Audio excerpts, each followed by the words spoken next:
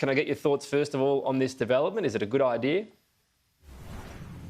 Well, Tom, great to be with you from here in Bundaberg in isolation, where it's warm and windy. Mate, look, I've read the reports in the press like you have, and as you know, mate, I don't discuss what happens in our party room. But the points that I will make are this. This is the National Party. It's not the Labor Party. I don't think there'll be any proposals that look anything like the Labor Party that would get approval. But as you know, mate, I can't discuss what happens in party room. But would it be a good idea to take some of the power out of the leader to decide essentially everything that happens in the executive? Oh, look, I'm sure commentators will have plenty to say about what's been put into the papers today. But, Tom, I'm not going to get into the discussions of what may or may not be being discussed in the Nationals party room. But we are the Nationals. We're not the Labor Party, the Liberal Party or others. We've got a very long history in terms of sticking up for regional Australia, doing the things that are in their interests and acting with common sense, and we'll continue to do that. Would it make sense, though, I'm not asking you to say what is happening or what discussions are happening, you are allowed to, but would it make sense to look at the current arrangement where so much power is in the hands of the leader to decide the ministry? It's been ever thus, Tom. Doesn't mean it has to be forever, though. Well, that's how it is. But what's your view? Should it stay that way?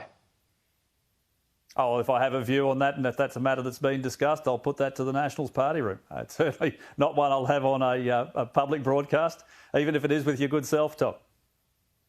So why do you feel like you can't just say whether or not this would be a good idea for change? Oh, once again, I mean, this is the Nationals party room. The party room discussions are sacrosanct. They don't get repeated. And that is for a discussion between myself and my colleagues. And I look forward to seeing what their views may or may not be on an issue that may or may not be discussed. Do you see any issue with giving so much power to the leader of the day that doesn't exist in other parties? Oh, Tom, you can keep digging, but you won't get to the bottom of that hole. Mate, I've just got nothing to add. There's a piece in the press. People will make discussions and comments. But I won't be breaking the sanctity of our room. It might help you. The scuttlebutt, the accepted wisdom seems to be that you could be for the chop at the end of the next election, if indeed the coalition is still in power, that you're not on Barnaby Joyce's nice list, if you like. Well, they're decisions for the leader of the day, Tom. That's how it's always been. Am I disappointed to be out of cabinet? Of course I am, as I've said publicly before. But the reality is, mate, I have a job to do. I'm doing that job to the best of my ability. I've got a significant amount of people across the country that rely on me doing that job well, and that is the 270,000 plus individuals directly employed in the resources sector who are doing a wonderful job, and I'm here for them. Okay, let me ask you about Inland Rail. A lot of talk about that as well. David Littleproud was reported to be circulating, if you like, a document that talks about possible changes to the Inland Rail route. Now, he did confirm that that document had been sent out on the program. What did you make of this happening? Oh, we're committed to the Inland Rail. The route has been set as announced by the Deputy Prime Minister. We know exactly where it's going. I mean, it is a direction which has been assessed any number of times through any number of reports and reviews and engineering studies. It's been decided by Cabinet as reported by the DPM, and we're getting on with it. Should a Cabinet member be circulating this type of document? Oh, that's something to put to others. It's not me. I have no knowledge of it other than what's been reported. We're just getting on with building a really important piece of infrastructure, which is probably one of the biggest pieces inside our $110 billion plan for infrastructure across the country. We've put $10 million on the table to look at an extension. So you weren't sent this document? Which is an important piece of work. Sorry, Tom, I missed that. You weren't sent this document then? No, I was not. And you haven't seen it at all via a colleague? Oh, well, look, I've seen what's been reported. There's always discussions in our room. But have you seen it via a colleague? Well, mate, I've seen all sorts of bits and pieces. What I've definitely seen. Yeah, but I'm asking if you've seen this. You just said made. Before that you've seen reports of it, but have you also seen the document via a colleague? Well, Tom, as I've said, I've seen any number of documents, but is it the document you're talking about? Is it partial? Is it another piece? Well, as I said, I haven't been sent it. I've seen what's been reported, but we are committed to delivering on the inland rail. People who surround the inland rail in those areas that are affected should be confident the decision is made, and we are getting on with business. Well, it sounds like you've seen a document similar or along the lines of what has been reported then.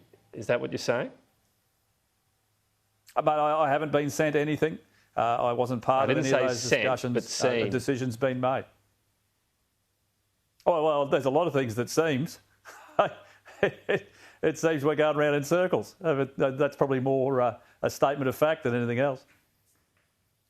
All right, well, I was just asking if you'd seen the document. Let me ask you this, though. Should a Cabinet Minister be circulating such a document? Well, once again, I mean, that's a question to put to individuals.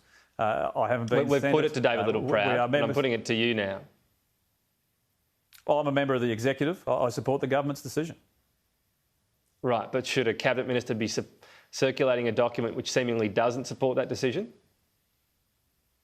Well, Tom, we all know what our jobs are when you take up a role. As a member of the Cabinet, that's the price. You support the government's position, and we're just getting on with business. We've made some significant announcements. But is circulating such a document inherently not supporting the decision? Well, I mean, they're questions to put to others. But I'm asking you. I worry about what I do. But I'm asking you now whether you view the circulation of that document as not supporting the decision. Well, Tom, I worry about what I do. And what I do is I support the government's decision. I support the construction of the inland rail. It's an incredibly important piece of work. The consultation's been done. The decision's been made. There's been any number of studies.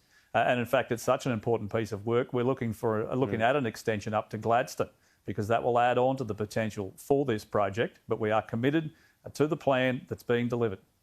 Okay. Is it fair to say you wouldn't circulate such a document talking about alternative routes when you had supported the route when you were talking within Cabinet? Oh, well, facts are that I haven't. I mean, this is simply speculation, Tom. We're about delivery. We're about what matters for the people we represent. Right. And what matters to them is getting on with the business of being in business and being in government. All right, we'll leave it there. All the best with the rest of your isolation and that intriguing-looking fish in the background. Keith Pitt, thanks for your time today. John Olsen, a retired fisherman up here, does great artwork. I like it.